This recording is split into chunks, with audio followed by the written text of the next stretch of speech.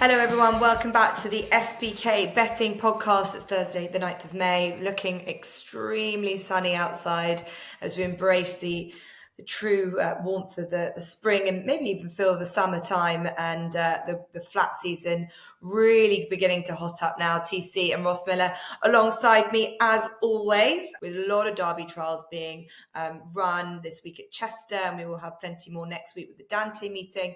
But we have landed with the Derby trial at Lingfield to focus on 1 mile, 3.5 furlong on the all-weather. And as we saw in the Guineas last weekend, not a bad thing to have started your life or have had a prep run on the all-weather as a stepping stone to a bigger and better target.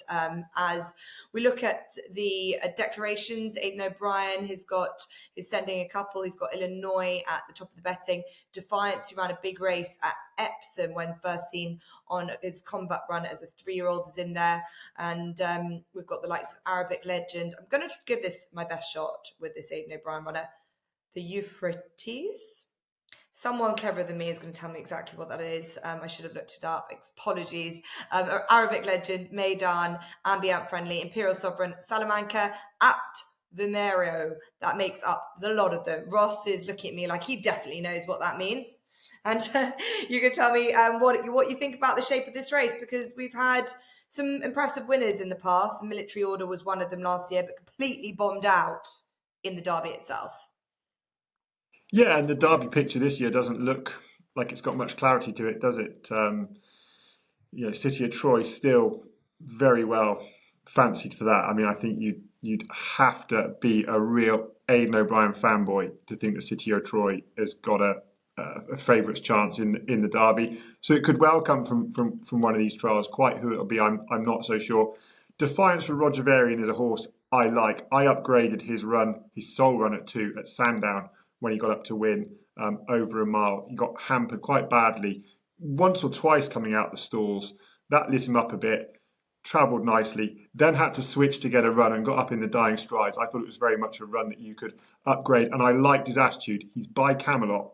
Attitude is not always a given with Sons of Camelot. They can throw a quirk in there. So I automatically upgraded what I saw there. I wasn't overly disappointed with his return at Epsom in the Blue Ribbon, the listed trial, over a mile 2. Sat quite a long way back under James Doyle in a race where Bellum Justin and Chief Little Rock, who were first and second in the end, sat first and second in the reverse order, if you follow my drift, throughout the race. They definitely had a run of things, and Oisin Murphy definitely had a dream passage through on the winner, Bellum Justin. Defiance finished to really good effect over that 1.25 mile trip. Roger Varian at the time was probably taking a run to come to hand. They were a little bit slow through the early part of the spring, his string. They're in good order now. I think this extra step up in trip 2 furlongs is going to suit Defiance in a race where I think it's very hard to be particularly strong on one. I thought he was interesting, definitely. Yeah, Roger Varian obviously responsible for Malka, a bit of a shock winner of the 1,000 guineas. He's hoping to add to his sort of a classic team with Defiance, and in a race, as you say, open enough, 2-1 the field. Illinois at the top, Galileo, a half brother to was it a full brother even, half brother at least to Daydream, and full brother to Venice Beach, who won a Derby trial a number of years ago before running pretty disappointingly or mediocrely, at least in the Derby itself.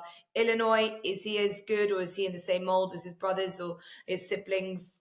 I'm not sure. Was beaten and well beaten on debut, TC, but at a time, and we can still say it, where Aidan O'Brien's runners, especially the 3-year-olds, just probably haven't been lighting us up as much as we probably had expected them to be.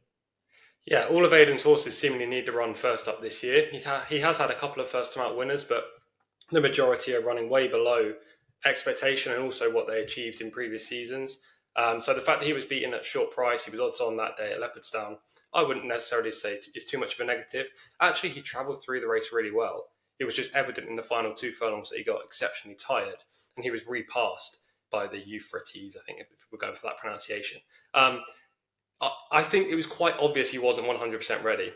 That run would have definitely got him fit. And we've seen with a couple of Aidan's horses, Gallantly at Chester earlier this week, there's been a couple of others, they've taken huge leaps forward from their first outings. And that could easily be the case for Illinois. I don't love this race, Jess. I don't think it's the best of trials. If you go back through editions of this race, you always get a talking horse coming out of it. The likes of English King, he was all the rage back in 2020.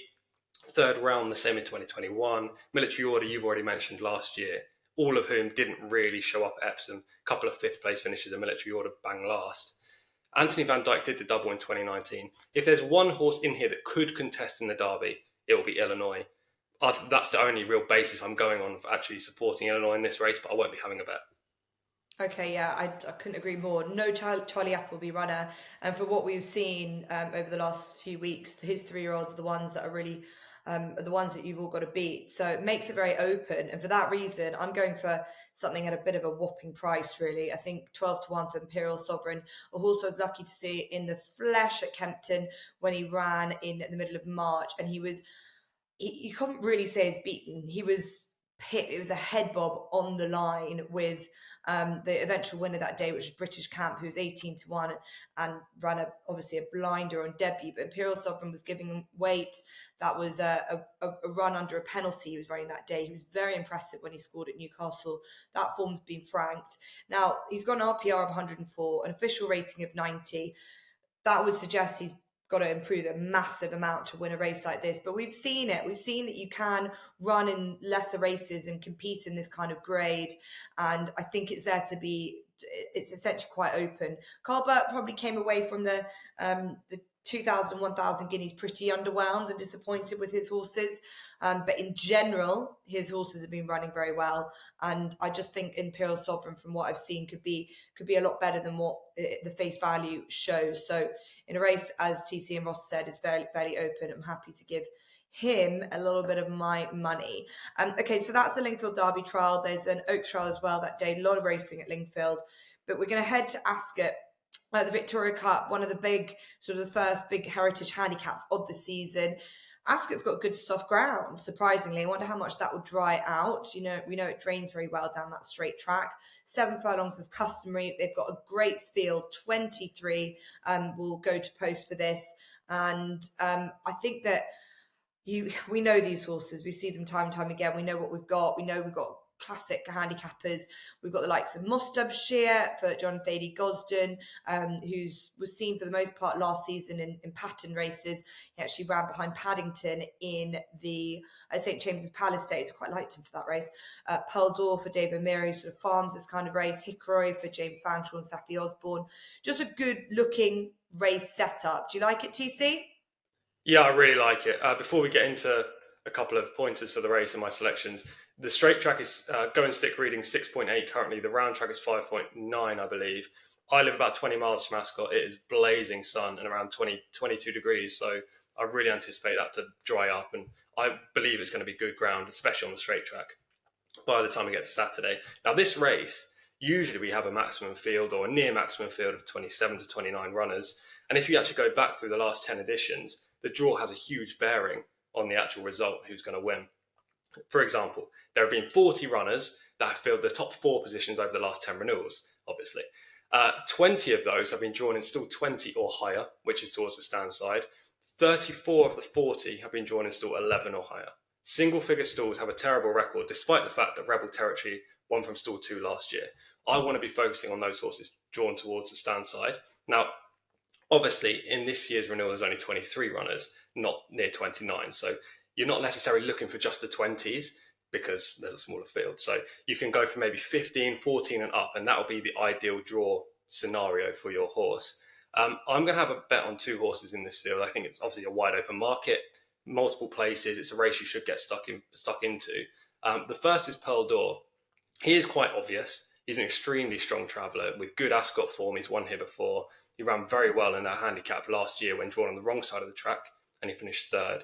Travelled like a good thing, but just had nothing to take him through the final furlong of that race, and he really curled up like he does when he's in front by himself.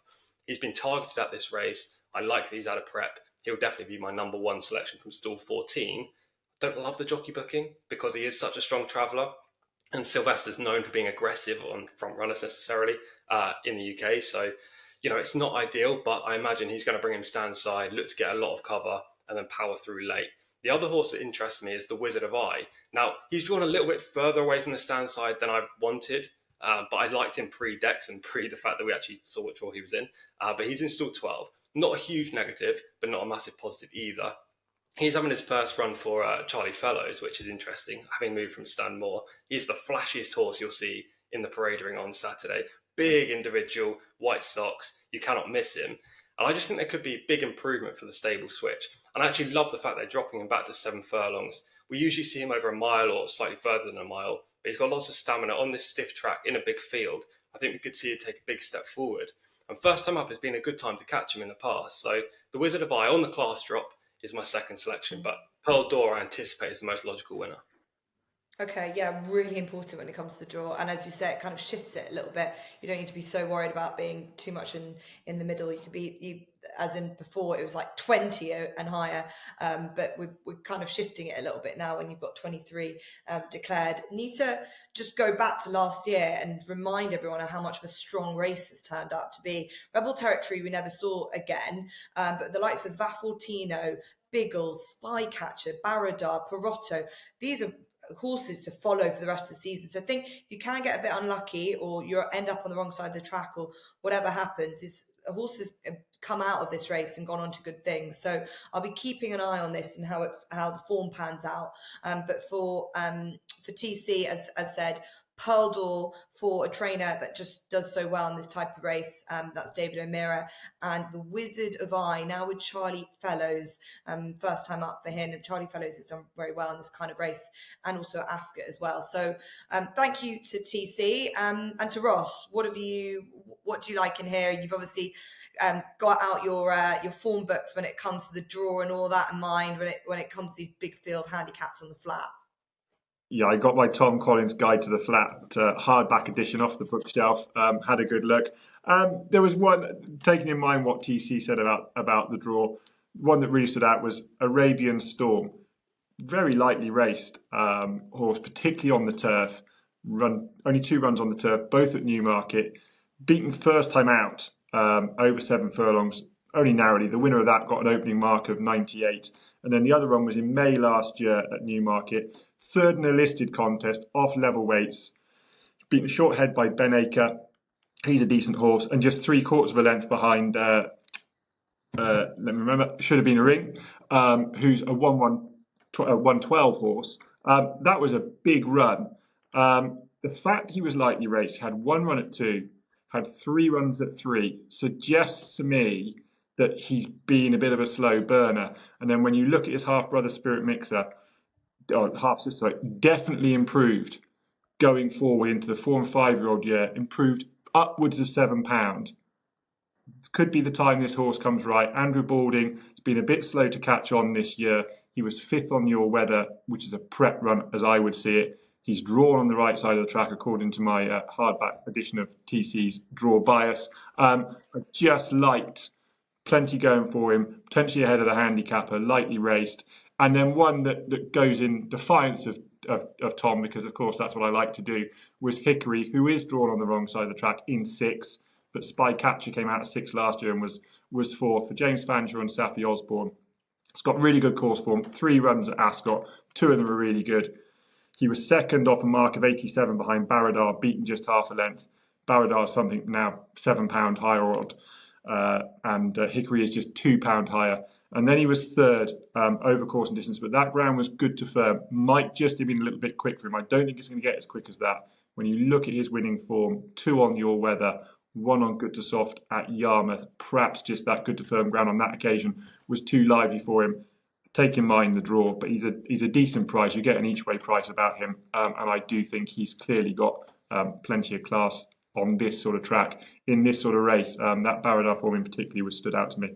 Yeah, okay. And look, Rebel Territory was drawn in 2 last year, TC. Do you think it was a matter of that horse was just so well ahead of the handicapper and he just put up a mighty performance, put lengths out of the field very quickly on, and it was an anomaly when you look through the rest of the results from the last 10 years at least?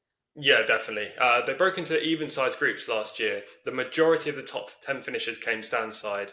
Ross has already mentioned Spycatcher, finished 4th from the far side. Rebel Territory was so far in front, though, from 2. And actually, he moved his way across as the race panned on into the middle of the track and then a little bit towards stand side at the end of the race. So he was just way the best. I'm willing to overlook that when it comes to the draw. I mean, if 34 out of 40 in the last 10 renewals have been drawn 11 or higher that finish in the top 4, I want something drawn high. Okay, right. Well, in that in mind, and I'm going for a couple of horses which come with a few warning signals, but I think it would be really remiss if we never put Ropey Guest up in a race like this, because this horse is always underestimated. He always goes off about 20 or so to 1, and although that's probably justified, as sometimes he does not show up, every race or so is when he puts up a mighty performance and he shows what he can do. But everything has to pan out for him. He has to break well. He has to be up there, and he has to be drawn on the right side of the track. If he was on the wrong side of the track, never happened for him in this race last year. He's drawn better in 16. He's got Tom Queally. He knows him really well. And let's just hope that this horse is, not showing any signs of slowing down. He's a 7-year-old now, but he had a wonderful season in the main last year, a great win at York at 40 to 1, where again, he just pitched up. He was right on the front end. He's very versatile when it comes to ground. And as I said, he's a horse that just everything needs to pan out right. So if Tom Queally can get him interested from the outset, early doors, he might just need the run, and that comes with its warning. That's why he's these prices. But I think it would, just as I said, be remiss to leave him out at some stage in a race like this. So in a race that's very open, Ropey Guest for me. And the other one is Fantastic Fox.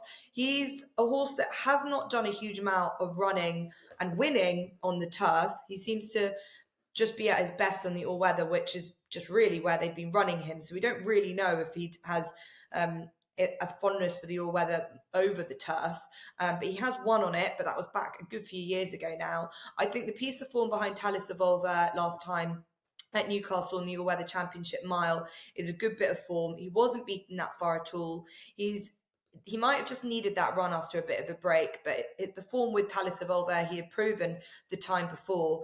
And I'm just interested to see how they campaign him this year, as they ran him, I think, a handful of times on the turf, and it just didn't work for him. But maybe they've sort of ironed out his creases, as he doesn't have any headgear on nowadays, and he seems to hopefully be a bit more of a straightforward horse. He's coming back down in trip. So Fantastic Fox just at another angle at a bigger price in this race, because I think he is a class horse again if he's sort of up for this task. So Fantastic Fox and Ropey Guest for me. One's coming out of 20, one's coming out of 16. So I think that will be okay. Fingers crossed. What will happen? Something will win coming out of 1, and we'll have to just work out what the hell we're doing. But let's hope this guide to Ascot will keep its theories true. So that's our main preview races that we're going to look at. We've got plenty more to focus on. TC, I'll come to you first. What else are you looking forward to this Saturday? Yeah, quite a lot. Lots of flat racing, obviously the US stuff as well, but we'll stick to the flat action as the US picks didn't go down overly well in the comments last week.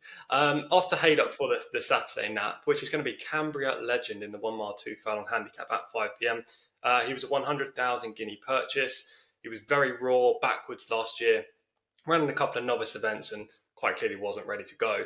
Now, he came back at the start of April, I think it was April Fool's Day actually, and he ran in a pretty strong race at Kempton, but just weakened out things late on, and it just screamed like this was a prep, wasn't fully ready, and I wanted to get him into handicaps.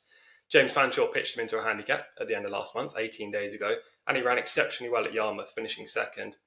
Arguably should have won that race as well, because just as he was looking to make a move, the whole field kind of congregated in the middle of the track, and he got squeezed out. He had to wait a little bit, wait again, burst through, but the winner had already flown at that point. He's only been put up £1 in the handicap as a result. And this race just doesn't look the strongest. Cambria Legends event at Haydock. I mean, there are a couple of horses in here. Charlie Johnson's got a couple that are coming back from 2 to 3. They may have improved. One of them was a very big individual who just looks exactly like Arch Legend, who's done so well for Johnson already. So there might be a joker in the pack, but from what we've seen this year, Cambria Legend is definitely the horse to beat in the 5 o'clock at Haydock, so he'll be my nap. My next best runs at Nottingham. Unfortunately, my original next best, which was another Charlie Johnson runner at Arasaig, has been taken out of the race at Ascot. So I had to switch this up last minute.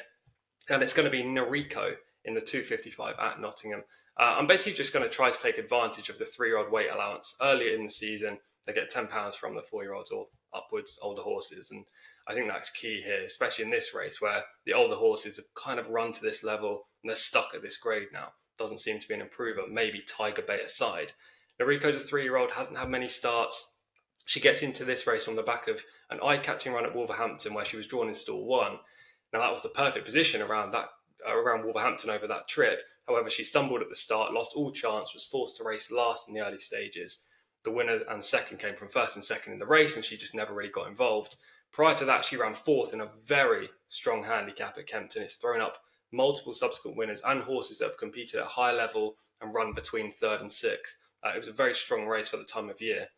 I think if Noriko handles the switch to turf, which isn't a guarantee, but if she does, she's got a fantastic chance of winning the 255 at Nottingham. Yeah, well-bred sort, isn't she? She's related to Rumble in the Jungle. It's so early, it feels, for 3-year-olds to be running against their elders. You don't normally see it into July. And this kind of race, a fillies handicap over the sprinting trip, they're really difficult to go by. So that is very interesting. I like that angle there. Noriko for TC on a busy weekend. That adds to his selection with Canberra Legend in 5 o'clock at Haydock, which of course is a mixed card where both of you guys, your stars align. So I think you're very happy both in each other's company. Ross, it's obviously Swinton Hurdle Day, so I'm sure that you found something there, or at least something else from still a little bit of jumps action for you to enjoy. Yeah, well, we're the podcast that has something for everyone, aren't we, Jess? So my nap does come from Warwick. It's a 7:05. Nicky Henderson's in really good form at the moment. Obviously had that torrid March, really wiped out his Cheltenham and to a degree, I think, his Aintree. I think they were only coming back to themselves then. But really good form at the moment, 21% winners to runners. Nico de Boinville also riding really well, had a good winner over in Punchestown. They're represented here by Baloo, who won really impressively at Kempton last time. I actually opposed him with the runner-up Classic King. I thought he had everything going for him. Definitely a better horse, right-handed. Should have liked the nice ground, stayed the trip. But Baloo brushed him aside fairly comfortably. Made all the running, looks thoroughly uncomplicated. Jumped soundly. Didn't have to be hard-pressed to go and win by just under 5 lengths. Classic King's rate 126. Baloo gets in here off just 127. That looks a lenient piece of handicapping by any metric. He's going to like the ground. He's completely uncomplicated. He looks well handicapped. This trip is perfect for him. The ground is perfect for him. So I think Baloo is going to be very hard to beat on handicap debut in the 7:05 at Warwick. And then my next best does indeed come from Haydock in the Swinton, which is the 3:15. Lark in the Morning is going to be sent off a very well-backed favourite here. Won the Boodles, has been tipped up on a few lines I've seen. Does get the £6 allowance that the 4-year-olds get, but 4-year-olds got a very poor record in this race. He won the Boodles on heavy ground. His sole flat win came on soft ground. He was beaten on good ground. I think he's a favourite that's going to be overbet, and therefore I want to oppose him. I'm going to take one at a slightly bigger price, and that's Aurigny Mill for Victor Dartnell, Alan Johns. Had a really good season. Won at Wincanton, won at Kempton, and won in really impressive style. Went up to a mark of 132, and was one of the sort of outsiders that was quite well touted for the Betfair Hurdle. And it just didn't happen. Speaking to Alan Johns afterwards, he just got away slowly, as he can do, and just in a race of that temper and that nature, he was always on the back foot. Didn't give him a hard time, couldn't make up the ground. Had a bit of a break, 76 days I think it was, and came back at Chepstow a couple of weeks ago. Tanked through the race under Fergus Gillard, and then just didn't really get home. Looked a little bit ring rusty, but also when you look at his very best form, it's all on a flat track. He's now down to a mark of 130, which I think is a fair mark for this horse. He'll like this strong pace to run at, and at a double figure price. I think he's a decent each way shout, if not a little bit better. Yeah, I'm pretty certain I tipped him for the Betfair Hurdle, and I think I was a little bit disappointed. It's a funny race, that Betfair Hurdle. There are a good few of them that didn't get involved at all, and Aurigny Mill I think still has a lot of upsides and definitely has proved his class, hasn't he? And Alan Johns keeping the ride for Victor Dartnell, great team, great combination. So fingers crossed for them. Thank you to Ross, Baloo and Aurigny Mill to add to the NAP selections on the flat from TC, and to really be a podcast that gives you everything. I'm going to go over to Ireland because we love giving Ireland a bit of love, and I am enjoying some of the horses that I'm seeing out from Ger Lions at the moment, but I'm really excited to see Madame Celeste in the 4:15 at Naas. This is a Group 3. It's probably one of their Oaks trials, but this horse is in the Irish Oaks. She put up a really impressive performance when winning at Dundalk in November. She is a daughter of Galileo out of a Queen Mary winner, Signora Cabello. You will remember first foal of this dam, and she looked green. They've obviously waited and been very patient with her to run right at the back end of her 2-year-old career. She looked like a fine type. This isn't a deep race at all. I think the Aidan O'Brien horse, Flight of Fancy, even though again another well-bred sort, can be beaten. Jesus was slightly disappointing last time and was second to Regal Jubilee. I don't think that form has been massively frank. I just think Madame Celeste is open to a huge amount of improvement. Joe Lyons will have again a very exciting team of horses, and he's having a really good, strong start to the new season. So Madame Celeste at Naas on Saturday, and that joins in another selection for me back at Ascot. The 2-year-olds. The 2-year-olds are really beginning to hot up in terms of the races that we're seeing. We've got a 5-furlong novice stakes. I really like the makeup of this race. We've got the first Pinatubo that ran, Halassan, will be out again for Charlie Appleby. That probably was slightly underwhelming as it went off quite a hot favourite that day. Definitely unlikely to come forward. I don't think it was a bad race at all. And the form has already been franked with the Actor winning at Newmarket. But I was lucky enough to be at Ed Walker's a good few times early on in the season, and there was a lot of excitement around a few of their earlier 2-year-olds. Doesn't normally have really very, very early 2-year-olds, but Mohath there was the one that they really liked. And Pivotal Days, I've been looking forward to seeing where they would start with him. It might be a big task. We'll see. I'm not entirely certain what price he'll be. But hopefully it's an each way price, but I'm just interested to see how he gets on in the context of a race like this. Original Outlaw takes the eye on pedigree, a beautiful pedigree, very closely related to Without Parole and the likes, and Rafe Beckett is just beginning to get rolling now. So that, in terms of a 2-year-old race for the future, could be one to really keep an eye out. Notable Style and Go Bears Go has won it in the past. So those are our naps, next best selections on a very busy weekend indeed. Looking forward to this. Hopefully we've got a few winners in there for you. Thanks again to TC and to Ross. We'll just give you a little bit of an interest. If you're a new SBK user, you get £3 in free bets when you sign up and bet £10 for the first time. Make sure to head to SBK. Lots of others offers and promotions, lots more content from TC and Ross. And we will be back to give you more previews next week.